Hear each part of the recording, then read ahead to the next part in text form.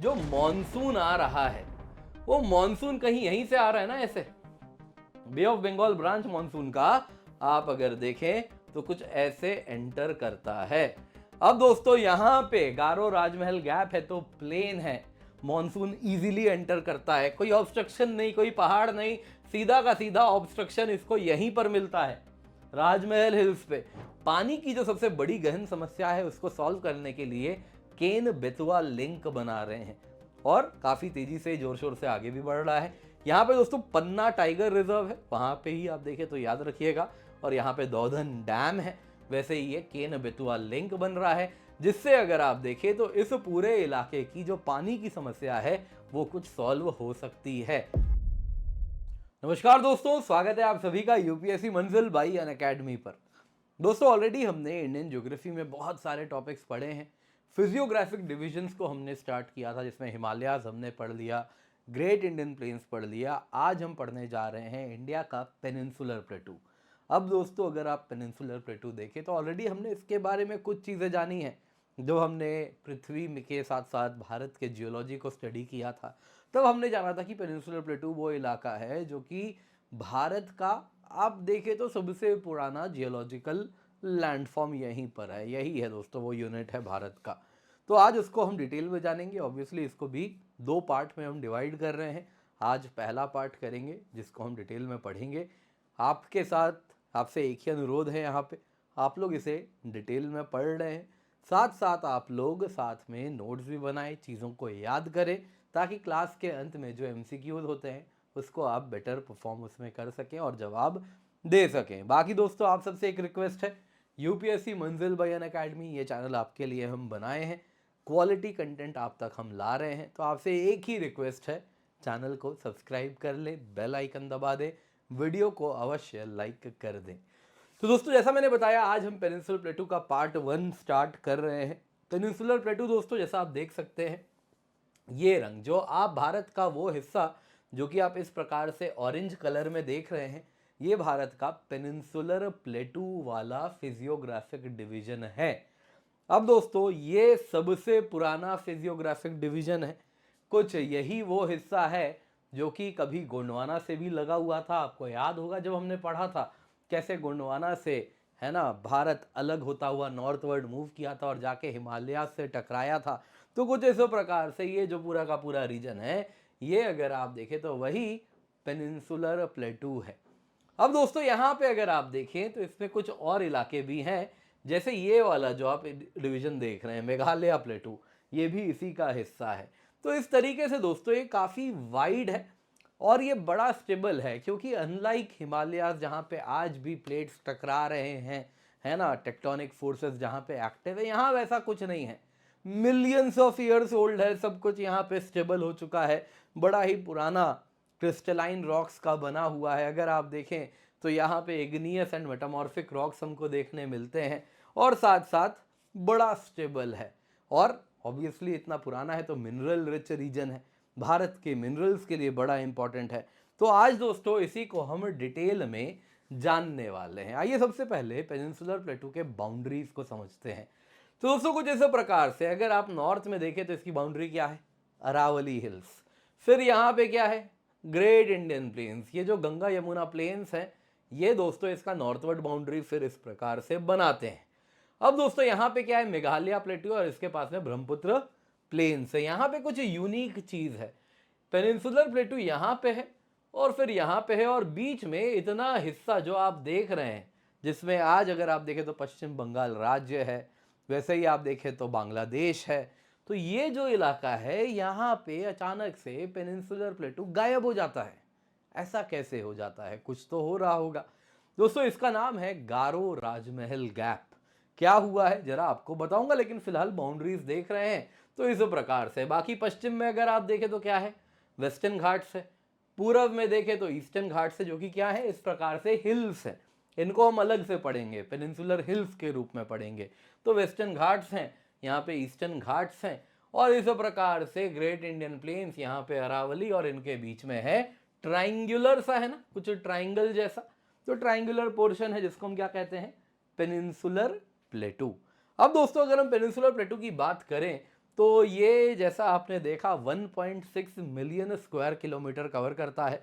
तो भारत का बहुत बड़ा हिस्सा, लगभग आधा पेनिनसुलर ही है। तो समझ लीजिए इससे बड़ा कोई फिजियोग्राफिक डिवीजन नहीं है, ये सबसे बड़ा फिजियोग्राफिक डिवीजन भारत का है।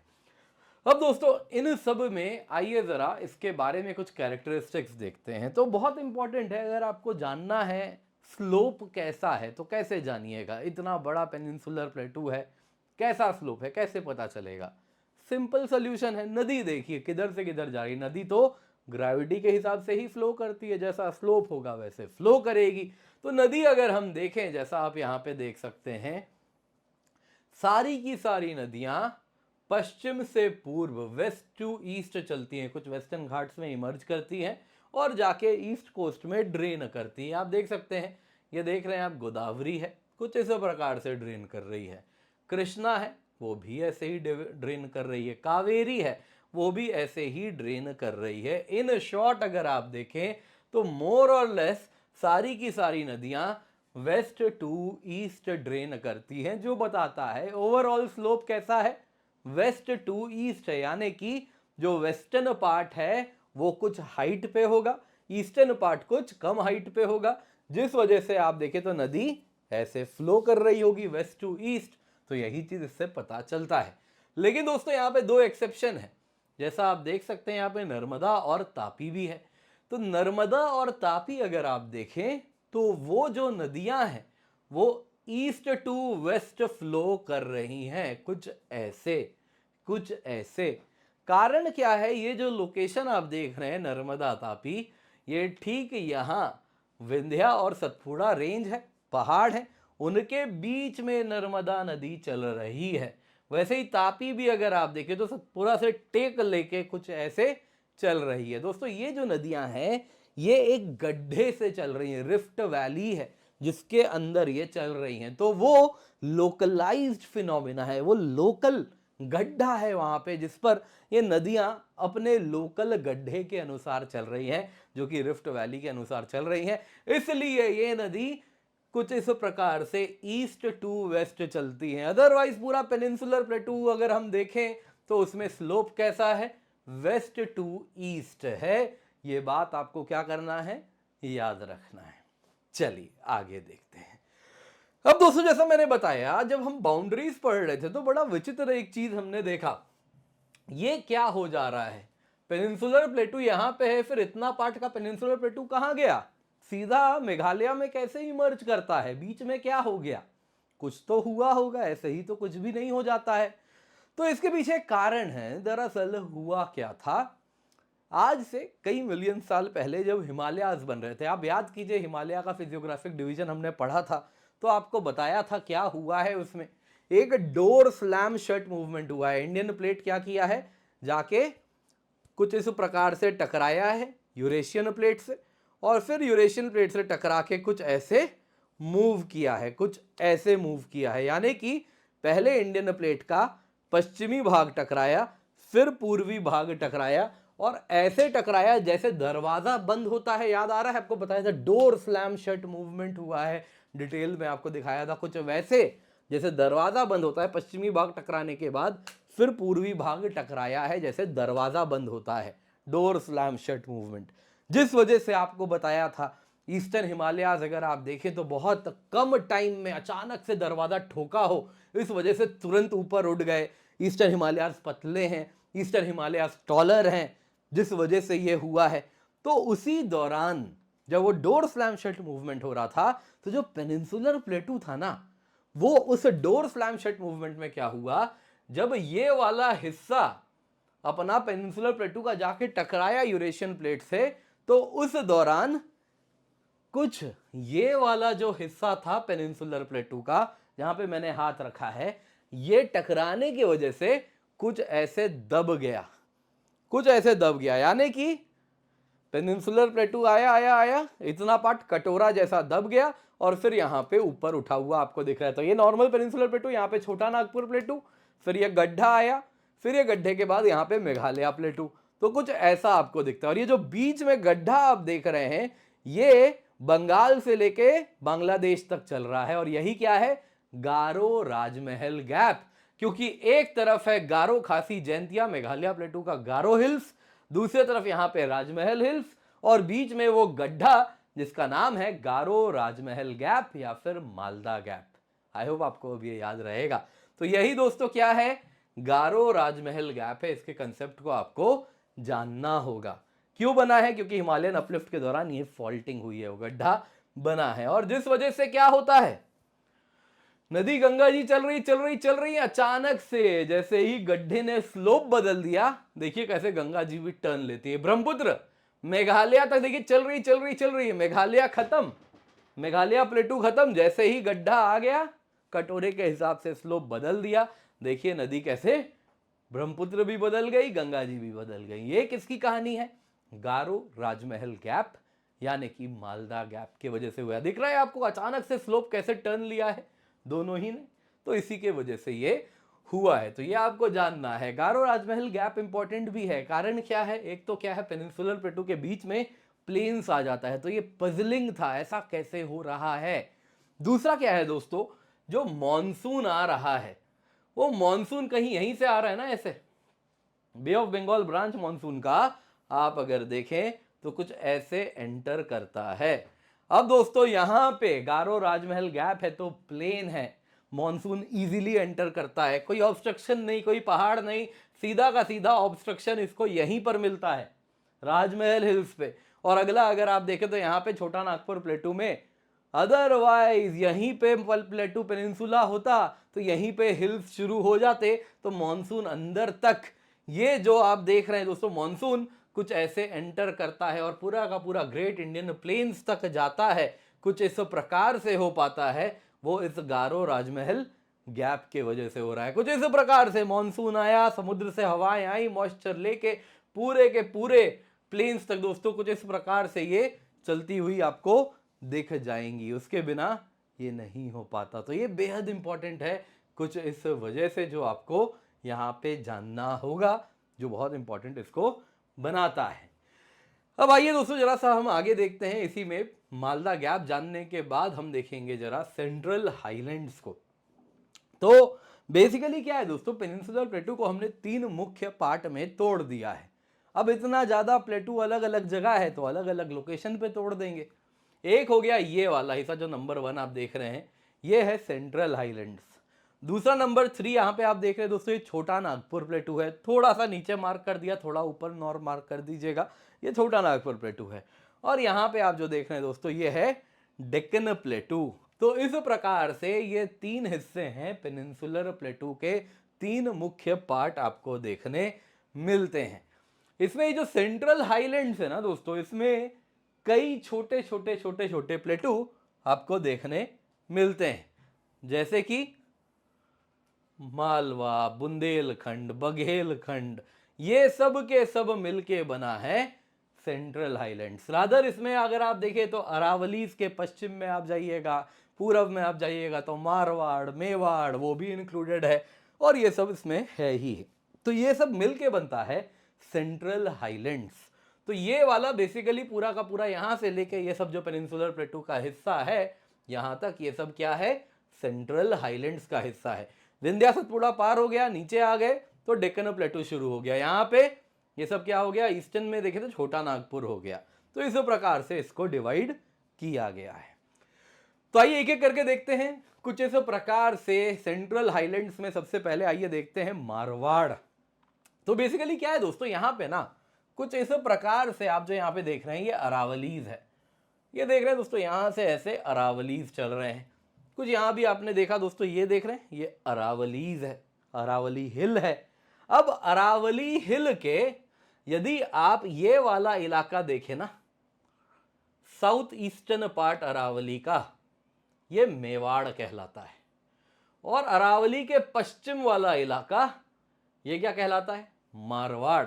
बेसिकली सिंपल शब्दों में जो जोधपुर वाला रीजन है वो मारवाड़ है, और जो उदयपुर वाला रीजन है वो मेवाड़ है।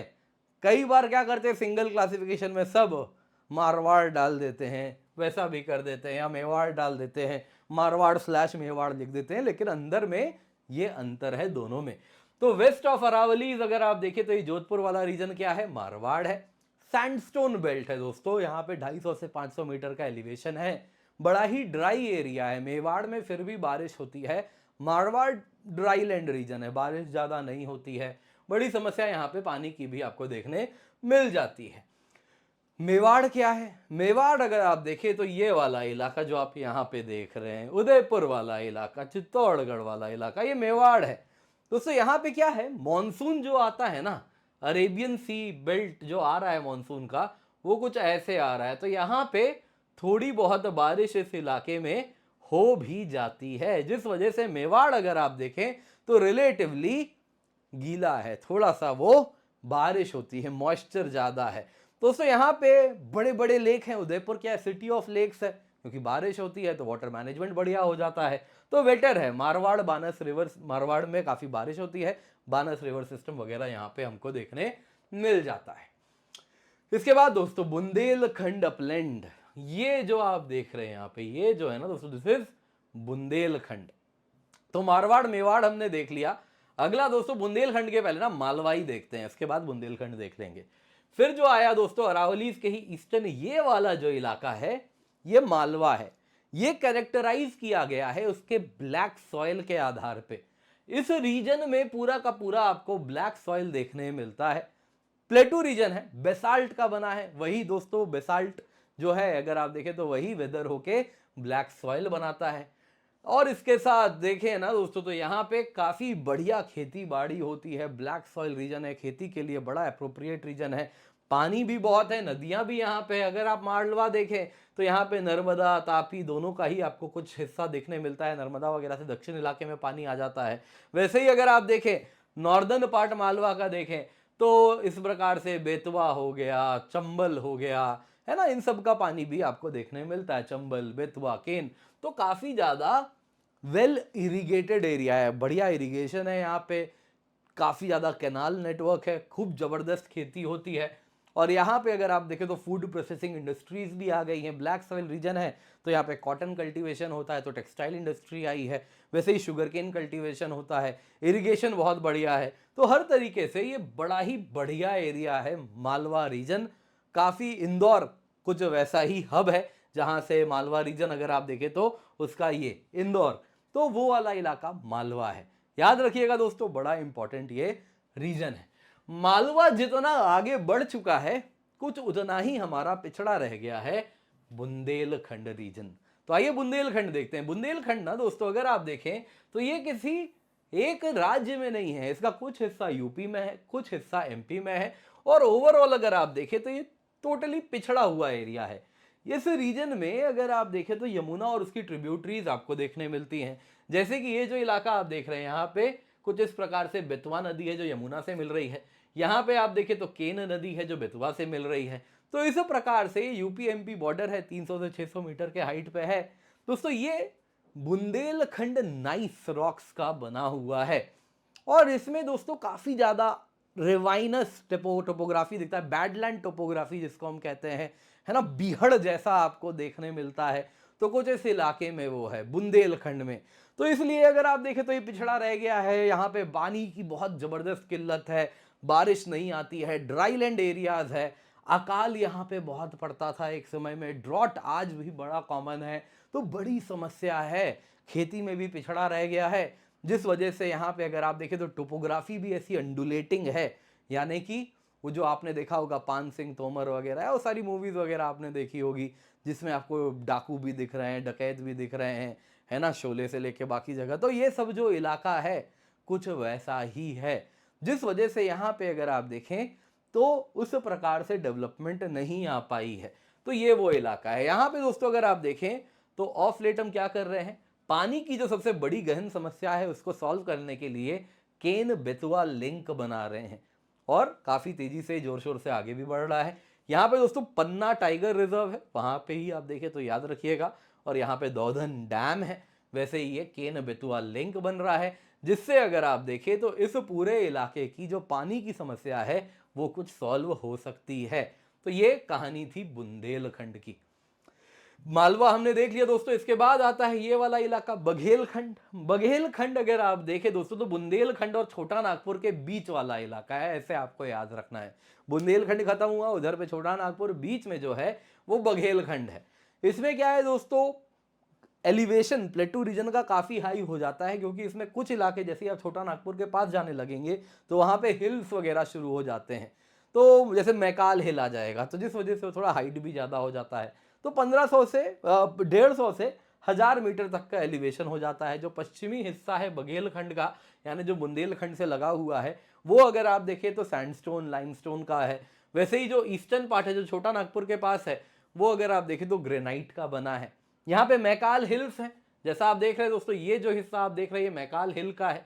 मैकाल हिल में क्या हो रहा है दोस्तों, अगर आप देखें ना तो कुछ इस प्रकार से मैकाल हिल से यहां से अगर आप देखें तो ऊपर की ओर गंगा जी की ट्रिब्यूटरी सोन जा रही है, और इसी से दूसरे तरफ से निकल के आ रही है महानदी। महानदी तो इस वजह से अगर आप देखें तो एक ही पहाड़ से एक तरफ से कुछ इस तरफ देखोगे तो सोन जा रही है, और दूसरे तरफ देखो तो महानदी जा रही है। मानो जैसे एक ही पीक से दूसरे दूसरे स्लोप की ओर दोनों जाते हुए आपको दिखेंगे। तो वाटरशेड है सोन और महानदी को, दो स्लोप दोनों तरफ आपको जाते हुए दिखेंगे बघेलखंड प्लेटू में। यहाँ पे दोस्तों अगर आप देखें तो लाइमस्टोन वगैरह है, तो क्वेरिंग वगैरह भी यानी माइनिंग वगैरह भी होती है, और ये सारी चीजें यहाँ पर हो रही हैं। अगला दोस्तों हम देखें तो वो आता है छोटा नागपुर प्लेटू।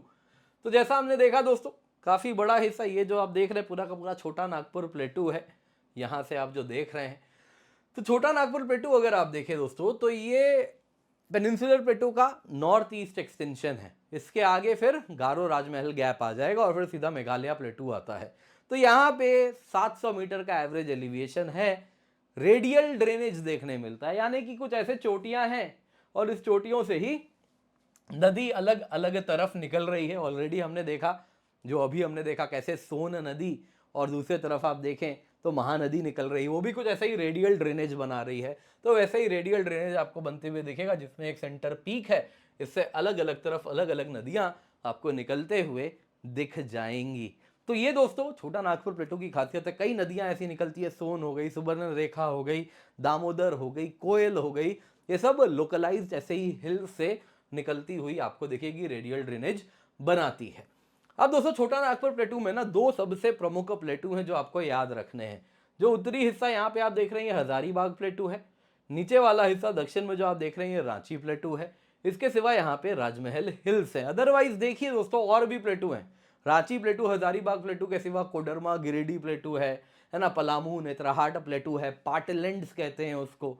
वैसे ही दुमका राजमहल प्लेटू है, लेकिन फिर वो ज्योग्राफी ऑप्शनल के लेवल पे हम जाने लग जाएंगे। तो जीएस के लिए आप इतना जानिए, छोटा नागपुर प्लेटू में हजारीबाग प्लेटू है, रांची प्लेटू है, राजमहल हिल है, गारो राजमहल की वजह से आपको वैसे भी वो याद रखना ही है। तो बाकी पलामू नेत्राहाट वगैरह याद रहे, कोडरमा गिरिडीह है ना। तो अगर आपने वो गैंग्स ऑफ वसेपुर देखी है तो गिरिडीह गिरिडीह गिरिडीह तो वही वाला गिरिडीह है, तो आपको याद शायद होगा ही। तो इस तरीके से ये सब अलग अलग प्लेटूज हैं यहाँ पे। बाकी दोस्तों छोटा नागपुर प्लेटू की खासियत क्या है, रिच है कोयले में, आयरन ओर में। तो इंडस्ट्रियलाइजेशन के लिए बहुत बड़ा रोल, भारत की इंडस्ट्रियलाइजेशन की कहानी यहीं से लिखी गई है, क्योंकि यहाँ पे कोल भी था, आयरन भी था। तो जो अर्ली इंडस्ट्रियलाइजेशन में इंडस्ट्रीज लगी, वो सब का रॉ मटेरियल यहीं से मिल जाता था। तो यहाँ पे heavy machineries, heavy electrical appliances, वो सब यहाँ पे बनने शुरू हुए।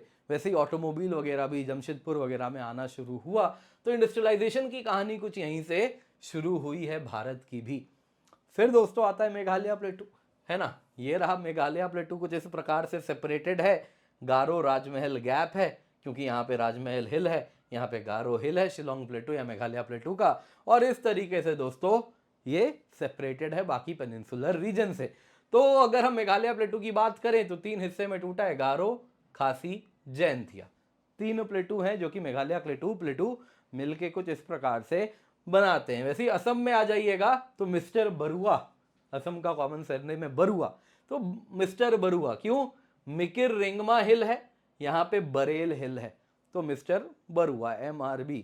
तो इस प्रकार से याद रखिएगा। तो ये भी क्या है, पेनिनसुलर प्लेटू के ही कुछ रिमेन्स हैं जो आपको यहाँ पे देखने मिल जाते हैं। बाकी इसकी खासियत क्या है, यहाँ पे ब्रह्मपुत्र नदी चल रही है, वैसे ही नीचे देखिएगा तो सूरमा मेघना रिवर सिस्टम यहाँ पे देखने मिलता है। बाकी यहाँ पे जोर शोर से बहुत बारिश भी होती है। तो इस तरीके से ये कहानी है मेघालय प्लेटू की। दोस्तों इन टोटल अगर आप देखिए तो आपको ये जो प्लेटूज हैं ये आपको याद रखने हैं।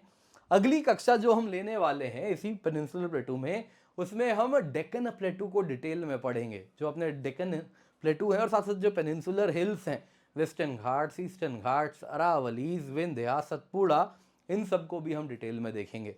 तो अभी इतना जो पढ़ा है आपको याद रखना है, तो आइए ज़रा कुछ एमसीक्यूज देख लेते हैं।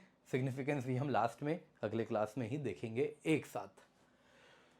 चलिए तो जरा टाइमर शुरू किया जाए।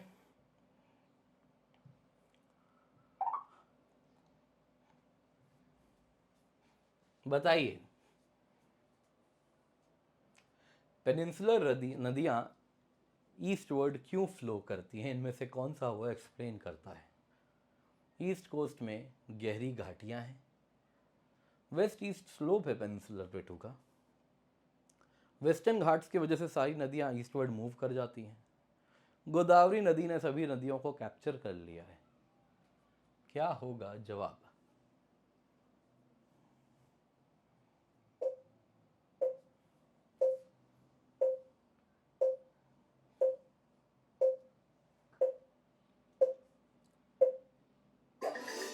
सिंपल सवाल, ऑलरेडी आपको बताया था, मैप भी दिखाया था। वेस्ट ईस्ट स्लोप है पेनिनसुलर प्लेटू का, जिस वजह से नदियां वेस्ट टू ईस्ट फ्लो करती हैं। नदी तो ग्रेविटी के अनुसार मूव करेगी, जैसा स्लोप होगा वैसे ही मूव करेगी, तो यही कारण है। चलिए अगला अगला सवाल, गारो राजमहल गैप इनमें से किनके बीच में स्थित है? अरावली और मालवा, मेघालय और छोटा नागपुर, वेस्टर्न और ईस्टर्न घाट, विंध्या और सतपुड़ा।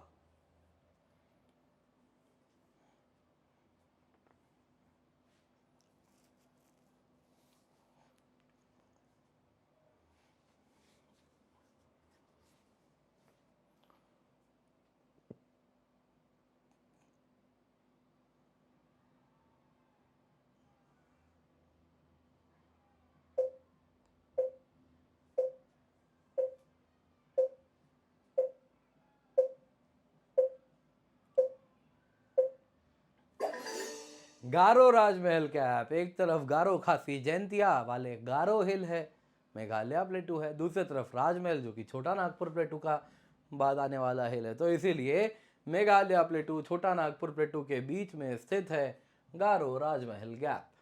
चलिए सेंट्रल हाईलैंड्स के आपको कुछ प्लेटू दिए गए हैं, इनको वेस्ट टू ईस्ट अरेंज कीजिए। वेस्ट टू ईस्ट अरेंज करें। मारवाड़, मालवा, बुंदेलखंड, बघेलखंड।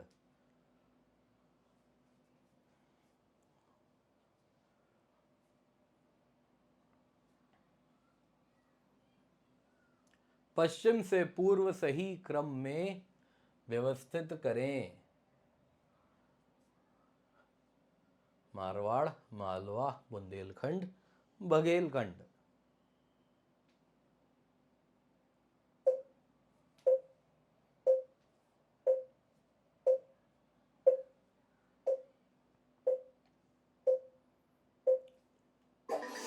अब इससे ज्यादा क्या करूंगा, ऑर्डर में ही दे दिया है मैंने, 1 2 3 4। 1 2 3 4 यही है ना भाई। सबसे पहले मारवाड़, फिर क्या बोला, मालवा, बुंदेलखंड, बघेलखंड। सोचना भी नहीं था, 1 2 3 4 है आंसर। बड़ा स्ट्रेट फॉरवर्ड है। चलिए इनमें से कौन सा पेयर कलेक्टिवली मैच्ड है ना? एक तरफ अगर आप देखें तो पठार है, दूसरे तरफ उसे आकार देने वाली नदी प्रणाली। जरा बताइए कौन सा इनमें से सही है, पठार और नदी? डोमिनेंट रिवर सिस्टम उस पर्टिकुलर प्लेटू की आपको वो बतानी है। क्या मारवाड़ में दामोदर है? क्या मालवा में चंबल है? क्या मेघालय में नर्मदा है? क्या बघेलखंड में लूनी है?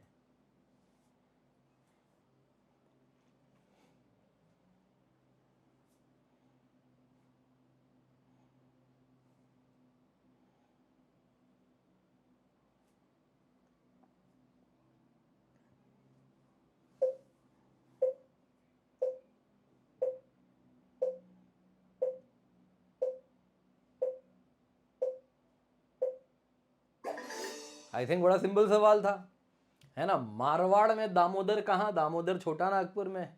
मालवा में चंबल, हाँ ये सही है जी, मालवा रीजन में चंबल है, सही बात है, डोमिनेंट रिवर सिस्टम है। मेघालय में नर्मदा, ये क्या बात हो गई, कहाँ मेघालय, कहाँ नर्मदा रिवर सिस्टम। फिर क्या बघेलखंड में लूनी, लूनी कहाँ? राजस्थान में है। बघेलखंड कहाँ? यहाँ है। तो कैसे हो जाएगा? तो आंसर बड़ा क्लियर है, मालवा प्लेटू चंबल नदी। आप देख रहे हैं यहाँ पे इंदौर, गुना, है ना, वैसे ही कोटा, ये सब इलाका जो है कुछ यही मालवा से ही लगा हुआ है। चलिए अगला देखते हैं। इनमें से कौन सा प्लेटू है जो कि वाटर शेड है सोन और महानदी के बीच में? आपको डिटेल में बताया है, इसे कोई गलत नहीं करेगा। मालवा, छोटा नागपुर, बघेलखंड, तेलंगाना प्लेटू, जो कि सोन और महानदी के बीच में जल विभाजक पठार है। कौन है इनमें से?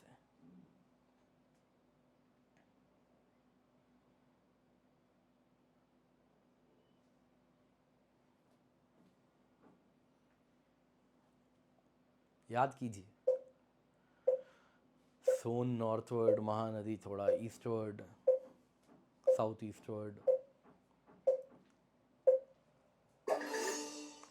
बड़े ही डिटेल में बताया था। बघेलखंड, मैकाल हिल्स, उसी में पास में, वहीं से अगर आप देखें तो एक तरफ सोन निकलती है, एक तरफ महानदी निकलती है। तो सिंपल सा ये सवाल था।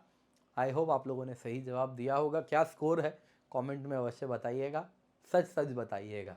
तो क्या स्कोर है आप सभी का? बाकी दोस्तों, यूपीएससी सीएससी स्कॉलरशिप टेस्ट है, आप सभी को हमारे साथ जुड़ना है, जिसमें आप देख सकते हैं rank 1 car, rank 2 MacBook, rank 3 iPhone 17, rank 4 to 7 laptop है। 23 नवंबर को सुबह 11 बजे या शाम को 5 बजे, आपको जो टाइम सूटेबल लगता है आप जुड़ सकते हैं। पिंड कमेंट में उसका, डिस्क्रिप्शन बॉक्स में भी, पिंड कमेंट में भी उसका लिंक मिल रहा है। जल्दी से जाइए, जाके जुड़ जाइए, समय बर्बाद ना करें, पढ़ाई करें और यूपीएससी सीएससी